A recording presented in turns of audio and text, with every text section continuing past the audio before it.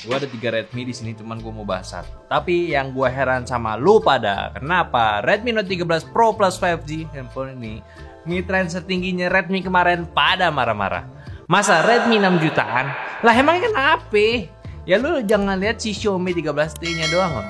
Lihat nih SKU satu-satunya doang ya Mas Indo 15 GB Pak. Tertingginya doang ya. Gak heran ini harganya sampai 6 juta. Bahkan sebenarnya kalau lo mau bandingin sama Redmi di Malaysia, kalau lo konversiin itu harganya 6,6 juta. Bahkan di India pun harganya 6,7 juta. Ya lo pikirlah mending mana kan? Ini harganya 5,999 juta doang gitu. Udah lebih murah kan? Ya emang sayang Redmi itu nggak hadirin seri RAM 8 GB-nya.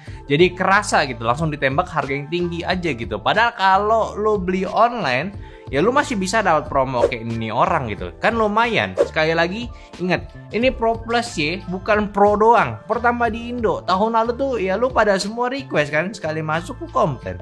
Ya udah sampai sini. Jadi ya sekarang kita langsung terjun ya bahas ke Redmi yang paling bawahnya. Redmi Note 13 4G. Hajar harga rilis lebih murah dibandingkan Redmi Note 12 4G kemarin. Yang kemarin itu kan 6128 GB dapat harga 2,8 nih. 2,8 juta maksud gua. Sekarang itu 8256 harganya sama. Mantep kan? Tentunya nggak disunat lagi, apalagi malah pakai eMMC storage ya, karena pakai chipset yang sama. Enggak ya, ini malah lebih bagus, punya kamera megapiksel yang lebih tinggi dengan segudang fitur lainnya yang udah di-upgrade. Jadi ya lebih murah kan? Dan menurut gua juga lebih worth it sih kalau kita intip spek-speknya yang ada di seri 5G-nya ini nih. Gua nggak tahu kenapa ini malah ditargetin punya SoC yang kencang tapi ada yang disunat. Kayak mono speaker, layar brightness-nya lebih di bawah sama yang 4G-nya, fingerprint-nya masih di power button, nggak kayak Redmi di tahun ini banget lah gitu ya. Udah gitu kalau mau main performance kayak mending ambil Poco gitu, M6 Pro harga sama kayak ini udah oke gitu. Tapi ya udah, ini masih intip spek ini aja nih, gue belum cek kedalamannya. Jadi kita balik yang 4G-nya dulu. Cuma memang kalau dari segi looks nggak banyak beda, sisi samping masih flat side dengan belakang juga berbahan plastik. Paling dari bump kamera aja yang sekarang itu lebih mirip Poco F5 ya. Warnanya apalagi yang biru gini bikin bener-bener kayak F5 gua gitu. Cuma sayang F5 gua udah dieksakotin.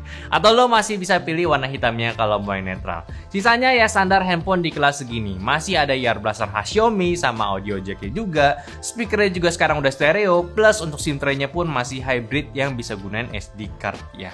Di segi genggaman juga masih enak, nggak ada sisi tajam, bobotnya pun masih tergolong ringan yaitu di 184 gram doang. Jadi oke lah, bahkan dia juga udah memiliki IP rating di IP54 yaitu yang sebelumnya di IP53 doang kalau nggak salah. Jadi ya udah kan, buat desain sih gue nggak banyak komentar karena memang nggak ada perubahan yang signifikan ataupun yang disunat gitu. Ini sih masih oke banget untuk di kelasnya, dan untuk si Redmi sendiri pula sekarang bermain fokusnya pun di kamera. So ya pasti untuk kameranya akan lebih bagus kan. Nah daripada nanggung langsung aja. Redmi Note 13 4G ini udah menggunakan 3 setup kamera. 108 megapiksel untuk kamera utama, 8 megapiksel ultrawide-nya, dan 1 kamera gimmick ya. Sedangkan kamera depannya itu di 16 megapiksel punya. Hasilnya di high resolusi atau 108 megapiksel ya, di mode ini tuh ya udah memiliki processing yang cukup bagus, namun masih kerasa highlight langitnya masih cukup keras. Tapi yang gua suka di sini objek semrautnya seperti rumput itu udah aman banget, nggak pakai sharpening yang lebay juga, tapi cukup pas lah buat dilihat dan tetap kerasa tajam juga untuk gambarnya. Kalau di mode standarnya pun sama seperti high resolusinya, yang mana memang dari hasilnya ini udah oke banget buat di kelasnya. Permainan warna yang sangat-sangat natural, tidak terlalu saturated juga, lalu untuk ketajamannya juga udah aman. Highlight dan shadownya pun masih cukup jelas memberikan informasi. Kalau HDR-nya ya ini agak sulit sih buat menilainya. Di kondisi cuaca mendung ya gue liatnya tuh agak memiliki perbedaan yang gimana-gimana. Apalagi untuk area shadow pun gak kerasa bedanya dengan mode standar ya. Tapi untuk hasil yang seperti ini sih udah bagus ya. Kalau di AI-nya jelas ya, dari segi warna ini di boost menjadi vibrant, detailnya tetap aman ya. Simpelnya ini foto yang mungkin lo pakai buat story cepat di segala kondisi ya. Karena ya dari udah hasil aja udah oke. Walaupun warnanya jadi sedikit rame ya. Kalau ultrawide di warnanya terlihat muted, tapi sebenarnya enggak sih. Ini cuma detailnya aja terlihat kurang karena dari resolusinya kecil, jadi detailnya berkurang serta shadow dan highlightnya pun nggak seluas yang kamera utamanya. At least gue suka sih, dari segi karakter warna tetap sama, jadi ya lo masih bisa manfaatin kamera ini buat foto bareng-bareng sama teman kalian. Nah untuk low lightnya ya di bagian standarnya dulu ya. Ya ini sih nggak terlalu bisa buat foto yang oke ya. Bahkan hasilnya kayak terlalu dinaikin sharpeningnya biar mencoba tetap detail. Tapi setidaknya lu bisa main aman pakai mode AI-nya di low light karena bisa ngerapiin detailnya yang lebih oke. Lebih oke lagi maksud gue. Tapi kalau mau lebih natural dan lebih terang bisa cobain night mode-nya. Nggak bagus-bagus amat, tapi well balance lah untuk di harga segini. Nah untuk portrait sebenarnya ini oke juga di harganya ya, punya bisa ngeblurin belakang, tapi ya udahlah di harganya. Nah dia itu juga punya fitur ya, yaitu punya teknologi lossless zoom ya, 3 kali lossless zoom. Yang sebenarnya sih ini adalah semacam crop digital tapi tetap bisa ngejaga detailnya. Ya hasilnya sih selama nggak di zoom gambarnya ya, cukup kerasa tajam lah. Gambarnya nggak kerasa cropping digital langsung gitu ya. Masih ada processingnya gitu, jadi masih sedikit lebih rapi dibanding yang lu zoom langsung secara digital.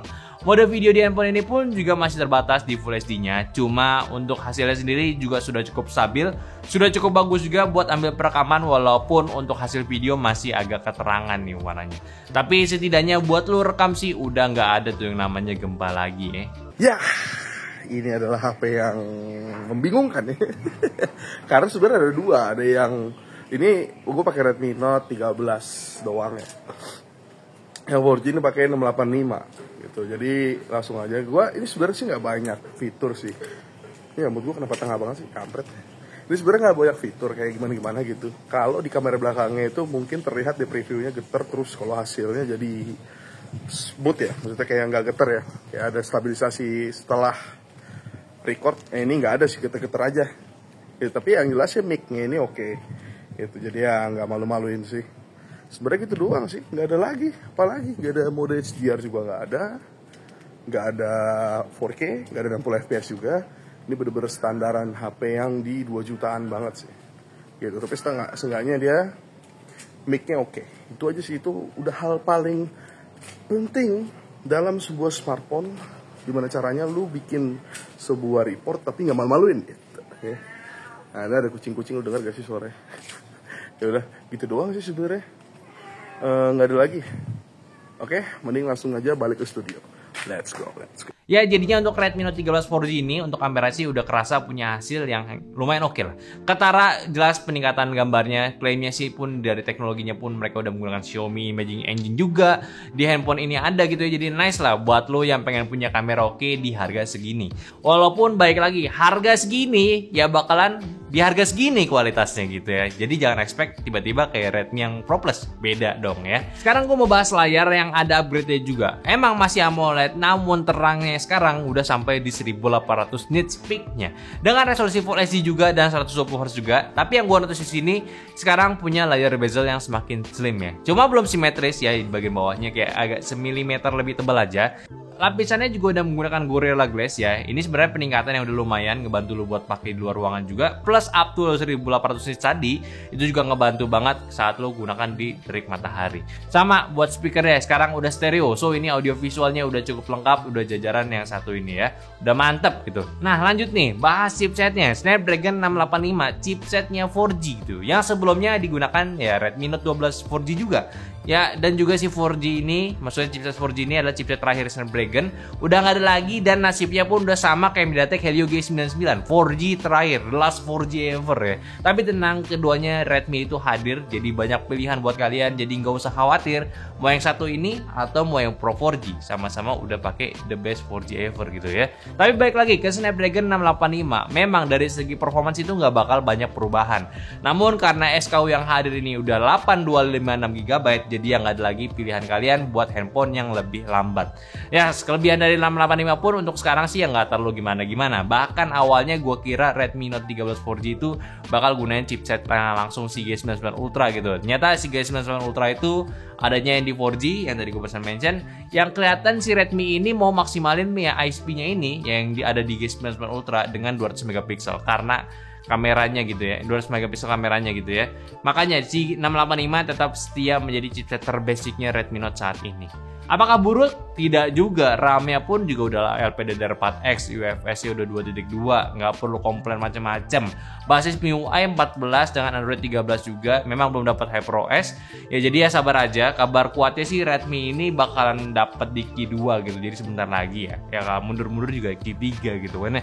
Secara penggunaan ya nggak perlu gue komenin lagi, standar Redmi aja udah oke, bloatware ya masih ada sedikit, dan iklan pun juga kadang ada untuk di aplikasi bawaannya. Di AnTuTu V10 untuk pengetesannya juga standar performance-nya di 350 ribuan, Geekbench-nya pun juga masih sama di range angka 400-an untuk singlenya dan 1400-an untuk multinya. Lalu untuk 3D Mark Wildlife itu di 651 dan Slingshot itu di 2300-an poin. Dengan stabilitas 3D Mark Wildlife ini bisa tahan di 99% dan CPU stress test-nya bertahan sekitar 90%-an performance. Ya 4G 1 ini sih udah bagus lah ya. Nah, untuk tes gaming, untuk yang pertama di Mobile Legends kita settingan Ultra Super 90 FPS dapat rata-rata di 52. Dan penggunaan baterai selama 23 menit cuma makan 9% aja dan suhunya maksimal di 42 derajat Celcius. Sedangkan settingan Smooth Super 90 FPS dapat rata-rata di 71 FPS dan penggunaan 21 menit di 7% dan suhunya sama di 41 derajat Celcius. Pertama, untuk settingan rata kanannya dulu ya buat Snapdragon 685 ini kalau settingannya mentok emang agak susah ngangkatnya. Kalau lo perhatiin bahkan dari awal juga udah drop gitu ya, mau sebel tapi nggak lucu juga karena ini SoC entry level. Ya SoC mid range aja juga kalau dikasih rata kanan 90 fps juga ngap-ngapan gitu. Lalu untuk settingan low supernya ini sempat antang di atas tapi waktu war baru dia turun. Ya memang nggak separah grafis ultra, ini oke lah sebenarnya. Cuma yang paling aman main game ini di low high aja settingannya karena buat ngejaga kestabilan, terus FPS 60-nya juga masih aman kan untuk main game ini.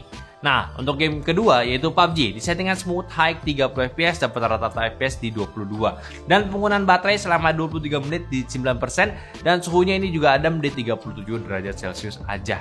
Nah, buat PUBG masih sama nih kayak Redmi Note 12 ya. Kenapa nggak ada minimal kebuka di 40 fps gitu? Ya sayang banget gitu, karena gua rasa handphone ini udah enak kan main PUBG gitu. Gyro-nya udah hardware, layarnya juga udah oke, speakernya udah stereo, jadi ya kayak agak mubazir aja gitu. Buat speakernya juga udah oke, tadi ya gue bilang bisa kasih posisi musuhnya itu yang lumayan presisi walaupun power audionya itu bawah itu lebih kencang daripada yang sisi atasnya. Ya tapi kalau lo masih kurang ya lo masih pakai audio jack aja masih bisa gitu karena masih ada slotnya. Jadi emang masalahnya ini cuma di 30 fps aja settingannya. Kayak PUBG memang nggak mau gitu izinin speknya yang spek lama gitu ya kebuka settingan barunya. Untuk di game CODM, nah ini kita di multiplayernya di settingan low high itu dapat rata-rata di 51 fps dan penggunaan baterai selama 23 menit makan 9% dan suhunya ini adem banget 36 derajat Celcius. Sedangkan untuk di game Battle Royale-nya di settingan low high 40 fps dapat rata-rata di 37 fps dan penggunaan baterai selama 23 menit di 9% dan suhu depan belakang juga sama-sama adem di 36 derajat Celcius. Untuk game ini kurang lebih sama aja ya. Buat multiplayernya udah oke-oke aja. Suhunya adem karena frame rate high-nya itu cuma kebuka di settingan low doang. Nah untuk Battle Royale-nya sayangnya mentok di 40 fps aja. Tapi gua rasa Battle Royale di 40 sih emang sweet spot sih buat handphone-handphone yang low power ataupun entry level. Gak makan banyak power, tapi masih enak dipandang matanya gitu ya. Dipandang mata gitu. Ya kalau buat main game ya emang gak banyak berubah dari si Redmi Note 12 kemarin. Sesuai ekspektasi juga karena ini masih pakai Snapdragon 685 yang notabene punya GPU yang agak-agak jadul gitu. Jadi ya rata kiri gaming gitu. Tapi salah satu yang bikin gua senang improve itu tetap kerasa bukan dari performance tapi fiturnya ya kayak seperti speakernya udah nggak mono lagi, sekarang udah stereo ini lebih berasa, layarnya juga udah nggak bermasalah lagi, punya jack audio juga. Jadi buat gaming ya slow lah, udah aman ini. Apalagi nih yang kurang itu, biasanya kan kamera di akhir gitu, ini di awal tadi ya. Tapi ya oke lah buat handphone yang harganya 2,8 jutaan doang gitu. Terus buat baterainya ya tetap menggunakan kapasitas di 5000 mAh dan pengecasan di 33 watt punya. Udah lumayan lah buat saat ini. Sensor pada handphone ini juga udah komplit, ada gyroscope juga, serta yang basicnya juga aman. Jaringan handphone masih 4G maksud gua, Wi-Fi, Bluetooth, NFC serta buat fingerprint pun sudah di layar gitu. Jadi buat Redmi Note 13 4G ini sih ya sebenarnya ini handphone udah nggak ada masalah. Harganya jadi lebih murah, dapat upgrade juga dan memang secara overall nggak mengecewakan. Walaupun pakai chipset yang sama, menurut gue ini hal yang masih bisa dimaklumin. Karena Snapdragon 685 itu masih tergolong chipset yang masih fresh, walaupun lagi-lagi ini seri overclocknya 680, chipset jadul, dan setidaknya kalian-kalian ini jadi punya pilihan untuk si Redmi lah. Di harga segini kan memang compete itu bareng Poco F6 Pro yang punya spek spek performance yang lebih oke. Tapi dengan adanya Redmi Note 13 ini, 13 4G ini, jadi opsi lo buat yang ingin punya handphone yang lebih casual. Gak cuma jual performance saja, tapi secara harian buat foto-foto itu lebih bagus. Bahkan ini bisa dikatakan auto matiin handphone sebelah gitu ya. Lebih murah speknya, tapi ini lebih bagus kan. Lebih baik UFS dibanding eMMC kan. Ini konteksnya chipset 685 ya, bukan handphonenya doang ya. Ini beda jenis storage gitu loh. Tapi baik lagi kayak di awal ya, kalau gua bandingin sama seri 5G-nya yang ini, gue pribadi sih lebih suka yang ini, yang 4G-nya. Karena Redmi itu harusnya all-rounder, casual yang oke. Gak berat sebelah, apalagi cuma fokus ke performance-nya doang. Intinya buat harga 2,8 juta kurang 1000 sih ya, buat sekarang lagi gak banyak gitu pilihannya. Yang ada tuh ya kayak udah saling melengkapi aja tuh dua ya. Gak tahu nih bakalan ada yang hajar si Redmi atau Poco gitu dari brand lain. Sejauh ini sih belum ada gitu. Masih adem-adem aja nih dua brand ini. Masih enak gitu di pucuk gitu ya. Ya udahlah, nggak usah banyak lagi komentar gue sama handphone ini. Cuma pengen tahu aja sih, kapan sih ini handphone Redmi sama Poco itu rata gitu dapat update HarmonyOS semua. Lama-lama kelamaan maksud gue. Lama juga nih gitu ya. Plus juga kalau lu masih komplain si Redmi Note 13 Pro Plus itu kemahalan, nggak ada bedanya sama lu yang sering ngatain badut. Lu juga badut gitu ya. Kacau lo emang ya. Oke, mungkin aja lo pembahasan gue dari Redmi Note 13 Pro 4G. Dan tolong juga share video yang kita teman-teman kan. Oh iya sorry. Maaf guys, maksud gue yang 4G ya. Jadi makasih Gary udah ingetin dan share juga video ini ke teman-teman kalian kalau gue barusan salah ngomong ya. Emang ini udah jam 1, bahkan jam 2 gitu. Jangan lupa komen di kolom komentar sama like videonya kalau kalian suka. Kalau mau beli silahkan cek di deskripsi dan juga follow semua Instagram kita ada di TikTok, Facebook, Discord, semua yang di deskripsi. Dan terakhir sampai jumpa di video selanjutnya. Bye bye.